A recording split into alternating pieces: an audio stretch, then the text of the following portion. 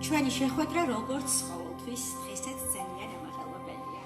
ყველაზე მნიშვნელოვანი რა მინდა რომ გახსოვდეთ. ლინგოსტარი არ არის მხოლოდ ოლიმპიადა. ლინგოსტარი არის ღირებულება, თქვენ შეგეძლოთ ერთმანეთის სიკაშკაშის გაცვლილება. თქვენ შეგეძლოთ იყოთ მხარდამჭერები ერთმანეთის და ყველაზე მთავარი ღირებულება ერთმანეთის გამარჯვებით ისე განიხაროთ, როგორც საკუთარი ამბავი.